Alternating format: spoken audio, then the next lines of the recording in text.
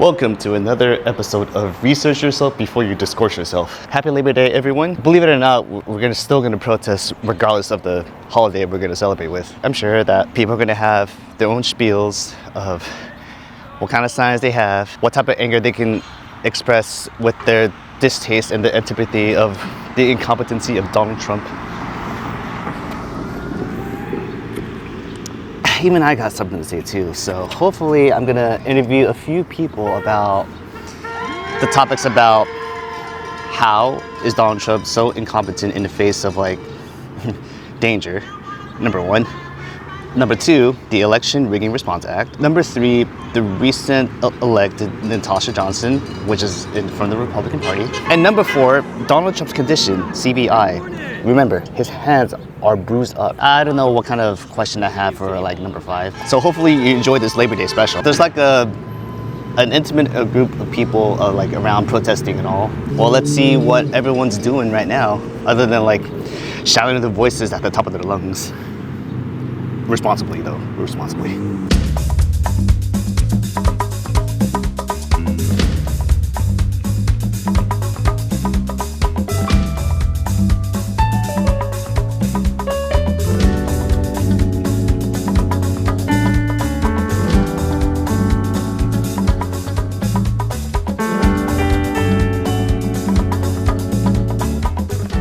My name is Tracy Flores. Tracy Flores, welcome. Yes. Welcome to the Research Yourself Before You Discourse Yourself episode, special edition of Labor Day. We're all here, even though we have a day off. Yes. Now, many of us are so negatively affected by the Trump administration's incompetence, as well as the so-called policies that he already passed in a few 7 months. Right. For example, the big beautiful bill, which we all fucking hate, man. Yes. I hate that. So how does the Trump administration affected you so negatively, and what things that hit close to you? Well, I think obviously, me personally, I haven't been impacted, but I fear for people who are being impacted. I'm a teacher, so I fear for minorities, students whose parents might be illegal immigrants, undocumented immigrants,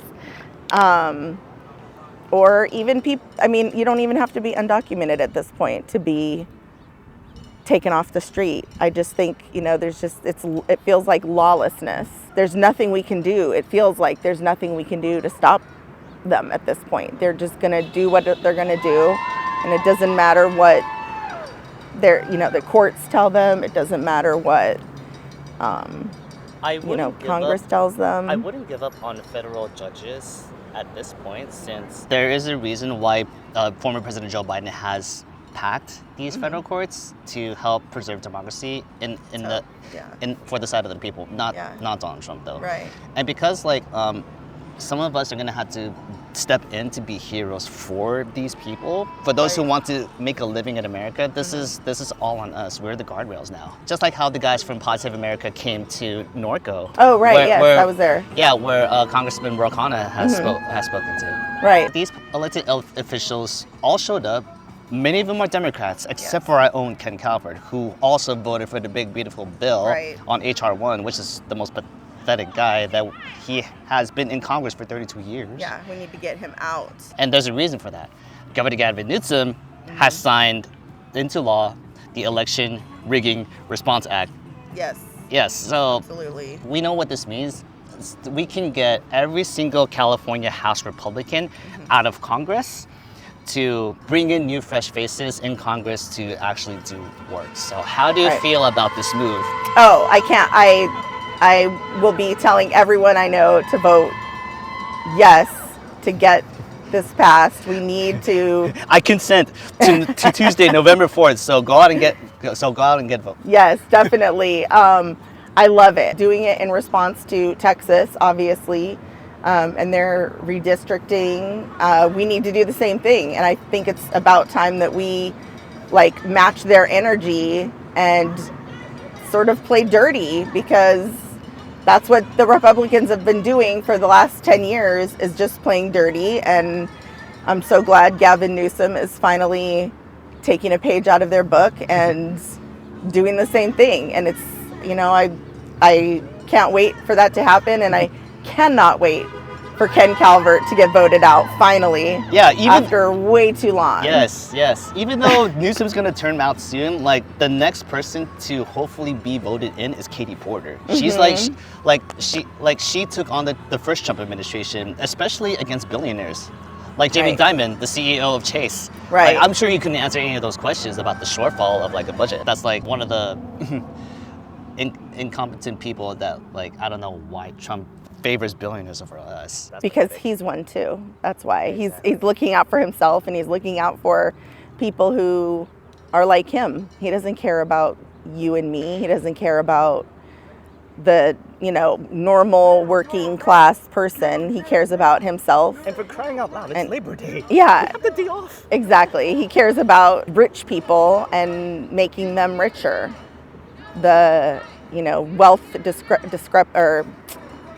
discrepancy in this country is just getting worse and worse by the day. Oh, yes. I think Donald Trump's health is so deteriorating rapidly as we speak because he has a condition on his hands called CVI. Right. Yeah, and I've seen that. And given that social media, like in Substack, Blue Sky, even Twitter, like independent media is talking about how will JD Vance take over as Donald Trump passes away soon enough. So even if JD Vance doesn't know what the hell he's going to do, his wife, Usha Vance, is not going to be as excited to see him be as incoming president. I was like, I don't think she understands the power of the responsibility behind running a country. I don't know. I wouldn't say, I don't know how excited I am for JD Vance to possibly be president one day. I'm not. Because I don't think he's going to be any better than Trump, unfortunately. I think because of his backing with the Heritage Foundation and everything, he's just got too much money in his corner and too much power in his corner. And obviously they're already showing that with Project 2025 and everything they're doing right now that's being implemented, that is in Project 2025, and that's going to continue to be implemented. Guilty by association right. is the most painful thing to watch as us normal people get to witness it in legacy media, that even legacy media disappoints us in the truth, man. Oh, for sure.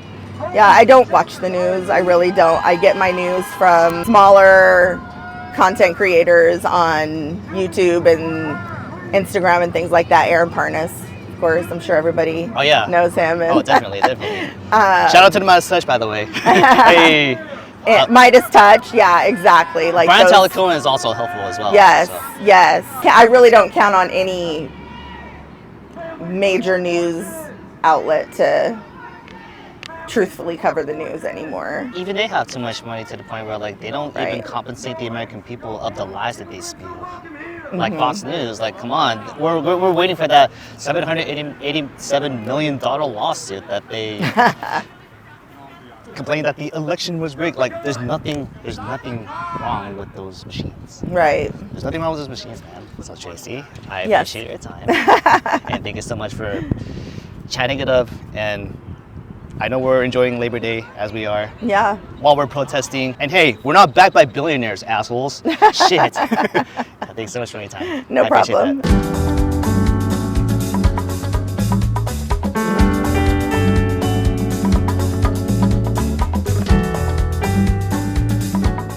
Let's thank the organizer, Nicholas. Hey guys, how you doing today? We're still out here protesting on the streets of Corona Civic Center. It's been 7 months since the incompetence of the Trump administration has been in office, where apparently he's been found at the golf course. Pretty much every week, if not every other week. Oh, horrible. Now, he doesn't even know what his next move is, so he's relying on his cronies to do his work for him.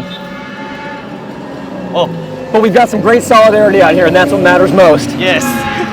Because communities are where it really matters. Yeah, communities uplifting everyone and making sure that everyone is recognized, looked out for, and that equity, diversity, and inclusion is reached across the board. Take note, Trump White House. I want to know your point of view on how negatively impacted you feel about this administration? Like, what are some personal things that might have affected you since he took Trump 2.0?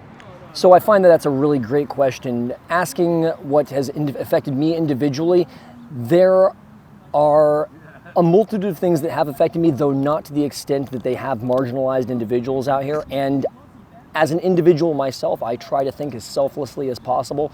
And when we're really looking out for our communities, it's looking out for the working class. It's looking out for those that have been not seen as prioritized by society for the better part of the entire history of our country, and making sure that every individual is seen to uplift and make sure that housing, education, and due process is granted to all as per the Constitution of the United States of America. And yet, this incompetent administration seems to break all those rules because they think they're so powerful and lawless to the point where, like, hey, you're not doing a very good job, are you, Donald Trump? And everyone else that's in the White House. Very much so, very much so. It's a very individualistic, it's a very self-centered, it is a very plutocratic, kakistocracy. There's a lot of words you can throw around. There really are. But this is where it really counts. This is where the rubber meets the road. When people stand out, make their voices heard in a peaceful and non-violent way, and show that we the people have power in numbers. This sign right here that I just recently made on the fly is called the Election Rigging Response Act that Governor Gavin Newsom has signed into law. And now it's on us to vote yes as we consent to, like, hey, we don't mind agreeing to this. As long as the California Republican officials act like they're so scared that they're gonna, like, lose their seats because of their appeasement to Donald Trump with the big, beautiful act that they voted for, which is pathetic to me. I absolutely agree. And Gavin Newsom is taking the fight directly to them, which I appreciate. Hey! Hey there, thank you! Woo! This is the exact time that we all as individuals need to stand up and understand that the fight goes beyond just us, and look inward to see that while it may not directly affect our individualistic lives in the short term, in the long term, it's coming for us all. First they came.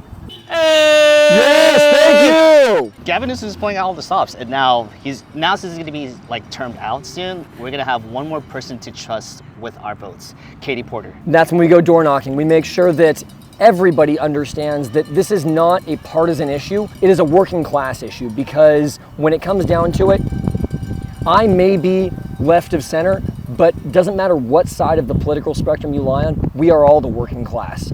We have all been stepped on by billionaires. We have all been stepped on by those in the seats of authority based off of simply their wealth.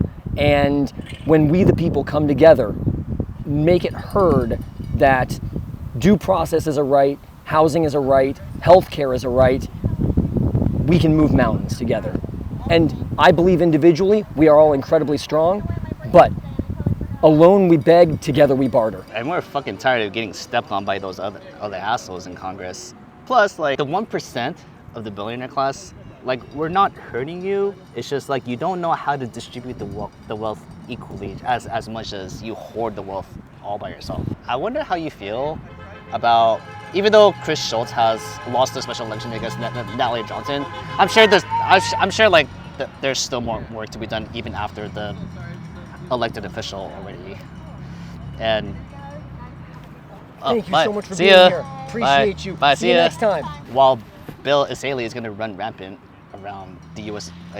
Attorney's office, like, is there any weapon of justice that we can use against those people who would like to be like a fucking dick all around the country? If we were to distill it down to the shortest possible form, a weapon against those in current seats of power to make sure that we, the working class, are seen rather just visibility of marginalized and working class. The most distilled way you could say it is a peaceful and non-violent civil disobedience. One last question. Donald Trump's hands, he has chronic venous insufficiency in which that he may pass sooner than we think, but the next in line, J.D. Vance is going to step up to be soon to be president if he thinks he's competent enough. But he was a never Trumper until he actually is in the Trump administration 2.0. But I suspect that like he doesn't, like even Vance himself is not going to be like just as effective as Donald Trump is. So I find that a very interesting perspective, because while I am not a medical professional, I would defer all expertise of chronic venous insufficiency to someone with far more knowledge on the topic than I have. I would also agree with you in a sense that JD Vance does not have the clout necessary to continue the cult of personality that is Trump, and there will be a mass culling of the support in the regime when that time comes, because even though JD Vance was one of the co/lead authors of Project 2025 and is the mouthpiece for Peter Thiel, he does not have the charisma nor the gravitas to convey the message and continue the message that Trump currently has. He's filming. Oh no, come on in. Just coming to say goodbye and thank you. Oh, No, good. thank you. Couldn't do it without you This is guys. candid. We're okay. Appreciate it. Sorry. Appreciate you guys. Thank you all for being here. Did you guys get a hot dog? Yes, we did. You did? Grab another one if you want. Take Thank one the for the road. organizer for doing this protest, man. So I do appreciate it, and I do thank you for your time. Oh, I couldn't do it without you. I couldn't do it without any of my community over here, or any of our community. There again, I got to stop. It's our community, our streets. Yeah, that is what matters most. Us. Yeah. Even though California District 41 may be small, but like, hey, intimate communities start shit like this, and this is what matters to all of us here. Yes, we Thank you! Yes, we can create noise, but we do so in a peaceful way, not like a chaotic way, other than like those other MAGA assholes that are running the streets around here. And while I definitely agree with that, I absolutely see that point. Let's go ahead and do the call to action, because when it comes right down to it, we can complain until the cows come home. It's the actions that we can do here and now that make the most momentum. There again, it's like I said earlier, the rubber meeting the road. So right now, I encourage everyone to get with their local Indivisible chapter, go on mobilize.us and make sure you make your voice heard. And at a smaller scale even, go knock on your next door neighbor's door and just get to know your neighbor.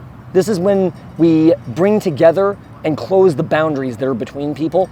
And just because you may not see eye to eye with them, there will be agreements that are to be had, and focus on the small wins.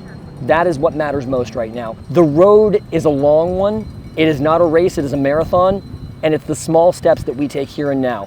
In addition to knocking on and getting to know your neighbor, a couple other things I can throw out. I know we all don't have the privilege of owning land. Heck, I don't. I live in an apartment still. But making sure that you can get with your community and maybe start a community garden. Having a little bit of food autonomy brought back to you is a great start.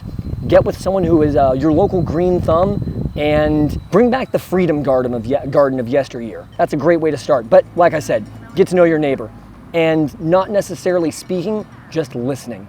Sit down and listen to them. Hear their story out. Get to know them as an individual, and it will be more powerful than you, the individual, can understand. It's a humbling experience. And I think I'll leave it at that. And I do thank you for your time as well, Nick. So Thank you, sir. I appreciate it so much, man. I appreciate you, and we couldn't do it without you. Go to mobilize.us, guys. Mobilize.us. Solidarity.